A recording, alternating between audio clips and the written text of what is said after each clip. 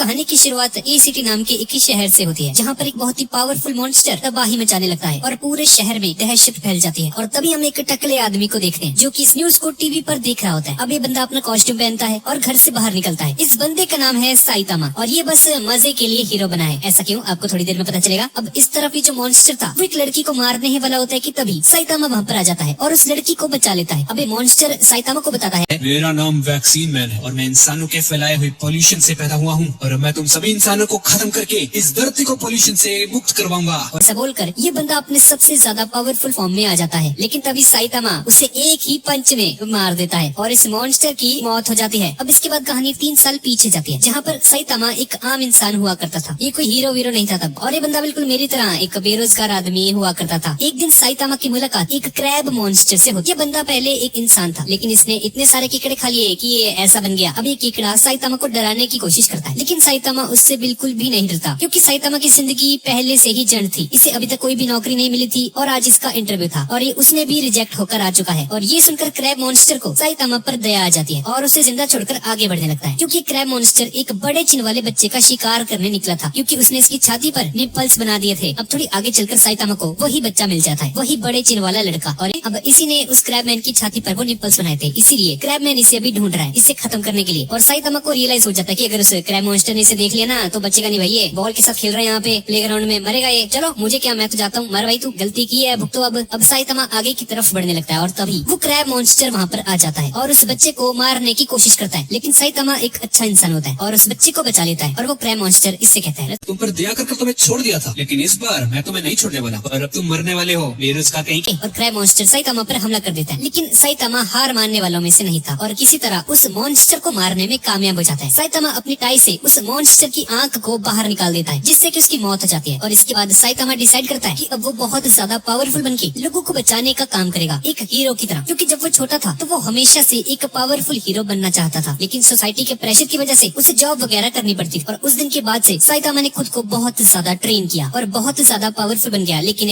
इसकी वजह से वो टकला हो गया, टकला चमक रहा है भाई इसका। और आज साइतामा के सामने कोई भी विलन टिक नहीं पाता और इसी वजह से ये साइतामा अब बोर होने लग चुका है, क्योंकि कोई भी नहीं है भाई इसके मुकाबले का। जड़दा मुकाबला 10 मिनट कितने नहीं, और अब साइतामा को लड़ने में मजा नहीं आता। अब साइतामा इस वक्त एक शॉपिंग मॉल में होता है और खाने के लिए सब्जियां खरीद रहा होता है और तभी अचानक से एक विशालकाय दानव निकल कर जाता है उसकी आंखों के सामने। इस मॉन्स्टर का नाम है कोलोसल मैन। हाँ भाई, ये अटैक ऑन टाइटन वाला ही, हाँ उसी का रेफरेंस है ये। लेकिन ये कोलोसल मैन साइज में बहुत ही ज्यादा बड़ा होता है। अब हमें इसकी बैक स्टोरी बताई जाती है। ये आदमी एक बॉडी बिल्डर था और दुनिया का सबसे ताकतवर इंसान बनना चाहता था। और इसका बड़ा भाई जो कि एक साइंटिस्ट होता है, इसने एक ऐसा स्टेरॉइड बनाया जिसे पीने से ये आदमी एक विशालकाय मॉन्स्टर में बदल गया। ये इतना ज्यादा ताकतवर है कि अपनी एक फूंक से ही पूरे एक शहर को तबाह कर सकता है। और अब ये दोनों भाई दुनिया को जीतने निकले हैं। अब वो साइंटिस्ट देखता है कि कोलोसल के दूसरे कंधे पर साइतामा खड़ा हुआ है और वो कोलोसल को ऑर्डर देता है, भाई इसे खत्म कर दो, इस टकले को जल्दी मारो इसको। अब ये कोलोसल मैन होता है पगलेट एक नंबर का और ये गलती से अपने भाई को ही मार देता है और उसके भाई की मौत हो जाती है। ये देखकर आदमी बौखला जाता है और साइतामा को नीचे पटक कर उस पर मुक्कों की बारिश कर देता है और उसे लगता है कि अब साइतामा मर गया। लेकिन अब अपने भाई की मौत के बाद उसे अंदर से खालीपन महसूस हो रहा था। और तभी साइतामा उड़ते हुए कोलोसल टाइटन के पास आता है। टाइटन, हाँ टाइटन ही तो है, और सिर्फ एक मुक्के में ही कोलोसल को मार गिराता है। अब इतना ज्यादा पावरफुल होने की वजह से साइतामा को कुछ भी फील नहीं होता, ना कोई जलन, ना कोई गुस्सा, ना कोई डर, ना कोई खुशी। इतने बड़े बड़े मॉन्स्टर से लड़ता है और उसके शरीर पर एक खरोंच तक नहीं आती कभी भी। और साइतामा सिटी जेड में रहता है बिल्कुल अकेला, क्योंकि सभी लोग मॉन्स्टर के डर से वहाँ से भाग गए हैं, क्योंकि आए दिन यहाँ पर मॉन्स्टर्स हमला कर देते थे। अब अगली सुबह पाताल में से कुछ मॉन्स्टर्स बाहर निकलते हैं पाताल लोक में से। अब इनकी बढ़ती तादाद की वजह से इनका पाताल में रहना मुश्किल हो चुका था, इसीलिए अब ये लोग धरती पर आ गए हैं इसे खत्म करने। और इन लोगों ने ऑलरेडी ह्यूमैनिटी के 70% लोगों को खत्म कर दिया था। साइतामा ये जानकर चौंक जाता है कि ये लोग सच में उसकी टक्कर के हैं। पहली बार कोई इसके टक्कर का मिला इसे। अब साइतामा एकदम मस्त इन पर फाइट करता है, इन पर मुक्के मुक्के जड़ता है और इनसे बहुत ही खतरनाक तरीके से फाइट करनी शुरू कर देता है। और उसे बहुत ज्यादा खुशी महसूस हो रही थी। आखिर में इन सभी का राजा साइतामा से लड़ने के लिए बाहर आता है और तभी हमें पता चलता है कि ये सब एक सपना था। और तभी साइतामा के घर के बाहर हम लोग देखते हैं कि सच में कुछ मॉन्स्टर्स पाताल लोक से बाहर आ चुके हैं, लेकिन उनका राजा एक फिसड्डी होता है और साइतामा की एक लात से ही मर जाता है ये बंदा। और ये देखकर उसके छोटे छोटे मॉन्स्टर्स डर के वहाँ से भाग जाते हैं और एक झंडे पर लिख देते हैं, हमें माफ कर देना, हम दोबारा कभी नहीं आएंगे। अब इसके बाद न्यूज चैनल पर दिखाया जाता है कि बहुत सारे मच्छरों का एक झुंड सिटी जेड की तरफ आ रहा है, जहाँ पर साइतामा रहता है। और एक मच्छर साइतामा के घर में भी आ जाता है। साइतामा उसे मारने की कोशिश करता है बहुत ज्यादा, लेकिन फिर भी इतनी ज्यादा स्पीड से उस पर हमला करने की वजह से भी वो मच्छर उससे नहीं मर रहा होता और बस तालियां मारता रह जाता है। और तभी बाहर हम लोग देखते हैं कि उन मच्छरों का झुंड एक आदमी का सारा खून चूस लेता है और ये सारा का सारा खून वो अपनी रानी मॉस की तो गर्लफ्रेंड गल को ले जाकर देते हैं और ये जितना ज्यादा खून पीती है इसकी शक्ति उतनी ही ज्यादा बढ़ती रहती है और यही इन सभी मच्छरों की कंट्रोलर है और इन सबकी रानी है। अब मॉस्किटो गर्ल से लड़ने के लिए जेनोस नाम का एक साइबॉर्ग वहाँ पर पहुँच जाता है। इस बंदे का पूरा शरीर मशीन से बना होता है जिसकी वजह से ये बहुत ज्यादा पावरफुल है और खतरनाक अटैक्स कर सकता है। जेनोस एक ही धमाके में उन मॉस्किटोस के पूरे झुंड को खत्म कर देता है। ये देखकर मॉस्किटो गर्ल बहुत ज्यादा शॉक हो जाती है और अपने बाकी के जो मच्छर थे उसके और भी ज्यादा ब्लड लाने के लिए बोलती है और उसे शहर में जितने भी लोग होते हैं उन सभी का ब्लड चूस कर ये लड़की बहुत ज्यादा स्ट्रॉन्ग बन जाती है। और तो गाइज यही थी आज की वीडियो और अगर आपको इसका अगला पार्ट चाहिए तो प्लीज नीचे कमेंट पे मुझे जरूर बताना और अगर आपको वीडियो अच्छी लगी तो प्लीज इसे लाइक कर देना और कमेंट भी जरूर कर देना। तो ठीक है गाइज, जरा मिलते हैं अगली वीडियो में।